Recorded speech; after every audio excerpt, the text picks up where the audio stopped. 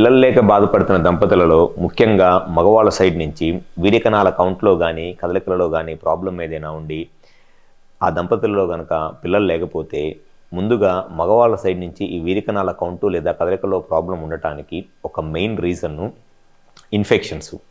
So infections వల్ల ఎందుకు ఈ వీర్యకణాల కౌంటు కదలికలు తగ్గుతాయి అండ్ ఇటువంటి ఇన్ఫెక్షన్స్ రావడానికి గల కారణాలు ఏమిటి అనేది ఈ వీడియోలో నేను డీటెయిల్గా చెప్తాను. నా పేరు doctor Kranthi Kumar Reddy, consultant andrologist, Jai andrology and men's health.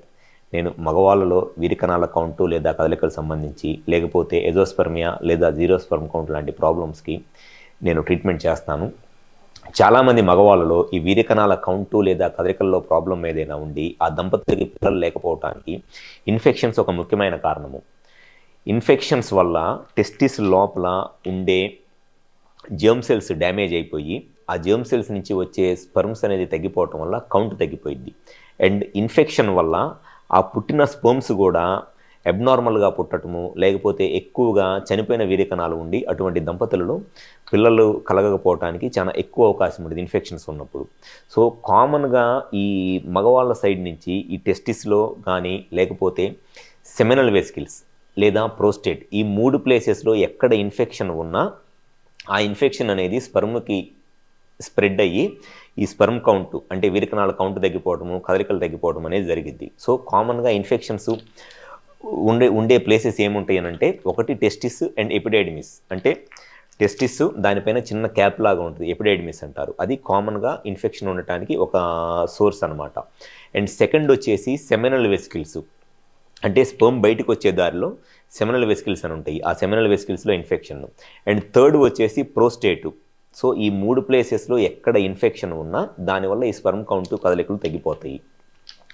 అయితే ఈ ఇన్ఫెక్షన్స్ రావడానికి గల కారణాలు ఏమిటి? మగవాళ్ళలో టెస్టిస్లో కానీ సెమినల్ వెసికిల్స్లో కానీ ప్రోస్టేట్లో కానీ ఇన్ఫెక్షన్స్ రావడానికి కారణం ఏమిటి?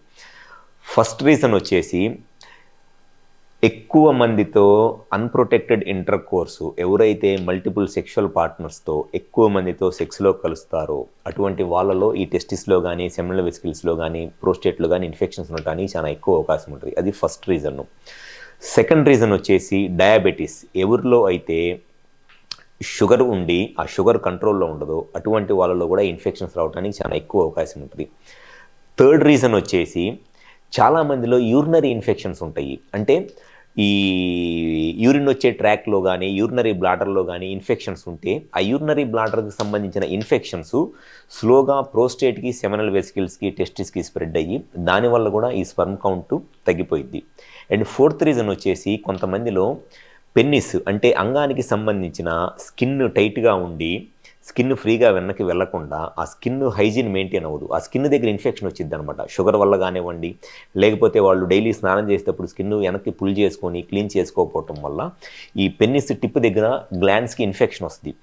ఈ గ్లాండ్స్ దగ్గర వచ్చిన ఇన్ఫెక్షన్ కూడా స్లోగా అది స్పర్మ్కి అంటే టెస్టిస్కి కానీ ఎపిడైడిమిస్కి కానీ లేకపోతే సెమినల్ వెసికిల్స్కి కానీ స్ప్రెడ్ అయ్యి దానివల్ల ఈ స్పర్మ్ కౌంట్ తగ్గిపోవటము లేదా కదలికలు తగ్గిపోవటము డెడ్ స్పర్మ్స్ ఎక్కువ ఉండటం లాంటి ప్రాబ్లమ్స్ అనేది వస్తుంది. సో కామన్గా ఇన్ఫెక్షన్స్ ఉండే ప్లేసెస్ ఏమో టెస్టిస్, ఎపిడైడిమిస్ లేదా సెమినల్ వెసికిల్స్, ప్రోస్టేట్ ఇది. అండ్ ఇన్ఫెక్షన్స్ రావడానికి రీజన్స్ వచ్చేసి sexual contacts, diabetes, urinary infections and ఈ పెన్నిస్కి ఉన్న ఇన్ఫెక్షన్స్. సో ఎవరిలో అయితే ఈ స్పర్మ్ కౌంట్కు సంబంధించిన ప్రాబ్లం ఉండి ఇన్ఫెక్షన్స్ ఉన్నాయో ఫస్ట్ ఎటువంటి ఇన్ఫెక్షన్స్ ఉన్నాయి అనేది తెలుసుకోవాలి అని అనుకుంటే చేయించుకోవాల్సింది semen culture and sensitivity test అంటారు. ఈ కల్చర్ సెన్సిటివిటీ టెస్ట్ చేస్తే బ్యాక్టీరియల్ ఇన్ఫెక్షన్ ఉందా, అది ఏ బ్యాక్టీరియా ఉంది, అది ఏ యాంటీబయాటిక్ రెస్పాండ్ అయ్యిద్ది అనేది తెలిసింది. అండ్ దాంతోపాటు కొంతమంది పేషెంట్స్లో సెమెన్ అనాలిసిస్ అంటే వీర్యకణాల పరీక్ష చేసినప్పుడు సెమెన్లో పస్ సెల్స్ అంటారు, అంటే చీము కణాలు. ఈ పస్ సెల్స్ అనేది సెమెన్లో ఎక్కువగా ఉంటాయి, వాళ్ళకు కూడా ఇన్ఫెక్షన్ ఉన్నట్లే లెక్క.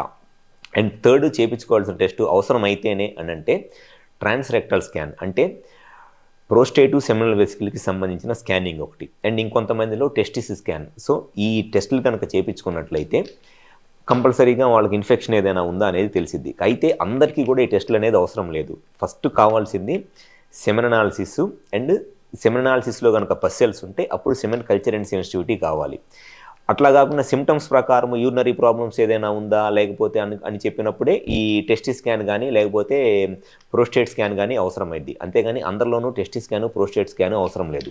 సో కరెక్ట్గా ఇన్ఫెక్షన్స్ ఏమైనా ఉన్నాయా అండ్ ఆ ఇన్ఫెక్షన్ ఏ ప్లేస్లో ఉంది, టెస్టిసా, సెమినల్ వెసికిల్సా, ప్రోస్టేటా, అండ్ ఉంటే ఏ ఇన్ఫెక్షన్ ఉంది, ఏ బ్యాక్టీరియా ఉంది, అండ్ ఆ బ్యాక్టీరియా ఏ యాంటీబయాటిక్ రెస్పాండ్ అవుతుంది అనేది కరెక్ట్గా తెలుసుకొని ట్రీట్మెంట్ చేయించుకున్నట్లయితే చాలామందిలో స్పెర్మ్ కౌంట్ పెరిగి ప్రెగ్నెన్సీస్ రావడానికి వాళ్ళ వైఫ్కి న్యాచురల్గానే చాలా ఎక్కువ ఛాన్సెస్ ఉంటాయి.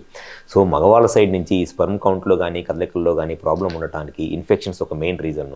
సో ఎవరిలో అయితే ఈ స్పెర్మ్ కౌంట్ లేదా కదలికల్లో ప్రాబ్లం ఉండి పిల్లలు లేక బాధపడుతున్న దంపతులు ఉన్నారో మగవాళ్ళు ఫస్ట్ ఒక క్వాలిఫైడ్ ఆండ్రాలజిస్ట్ని కన్సల్ట్ అవ్వాలి. అంతేగాని వాళ్ళ వైఫ్ ట్రీట్మెంట్ చేయించుకున్న లేడీ డాక్టర్ను ఐవీఎఫ్ సెంటర్లోనూ కాదు.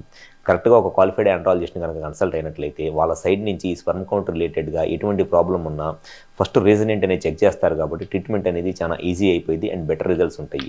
మాకు విజయవాడ, వైజాగ్, రాజమండ్రి, నెల్లూరు మరియు కర్నూలులో బ్రాంచెస్ ఉన్నాయి.